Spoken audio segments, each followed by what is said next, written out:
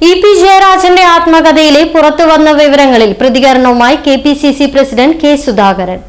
തിരഞ്ഞെടുപ്പ് ദിനത്തിൽ ഇ.പി. ജയരാജന്റെ ആത്മകഥ പുറത്തുവന്നത് കാലത്തിന്റെ കണക്ക് ചോദിക്കലെന്ന് സുധാകരൻ പറഞ്ഞു. പുസ്തകം താൻ ആരെയും ഏൽപ്പിച്ചിട്ടില്ല എന്ന ഇ.പി.യുടെ വാദം അസംബന്ധമാണെന്ന് അദ്ദേഹം പറഞ്ഞു.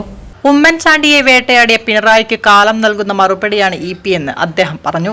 പിണറായി സർക്കാർ പരാജയമെന്ന ഇ.പി.യുടെ പ്രസ്താവന ഉപതെരഞ്ഞെടുപ്പ് ദിവസം ജനം വിലയിരുത്തും. DC പോലെ ഒരു സ്ഥാപനം ഇ.പി.യുടെ സമ്മതമില്ലാതെ പുസ്തകം പ്രസിദ്ധീകരിക്കാൻ ധൈര്യപ്പെട്ടില്ലെന്ന് കെ. സുധാകരൻ പറഞ്ഞു.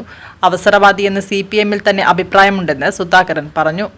ഇ.പി. BJP-യിലേക്ക് പോകാനാണ് സാധ്യതയെന്ന് അദ്ദേഹം പറഞ്ഞു. ഉപതെരഞ്ഞെടുപ്പിൽ 3 UDF ജയിക്കും. ചേലക്കര പിടിച്ചെടുക്കുമെന്ന് കെ. സുധാകരൻ വ്യക്തമാക്കി. അതുകൊണ്ട് ഇതൊക്കെ കൊടുത്തത് വാങ്ങും, കൊടുത്തത് കിട്ടും. അതാണ് അതിന്റെ പഴയ പഴമണി. അതുപോലെ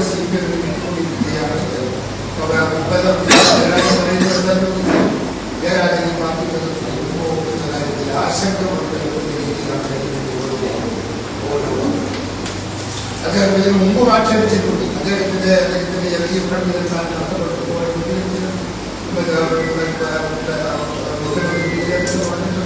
അവസാനം സോറി പറഞ്ഞിട്ടുണ്ട്. അതൊക്കെ നിരവധി നടന്നതാണ്.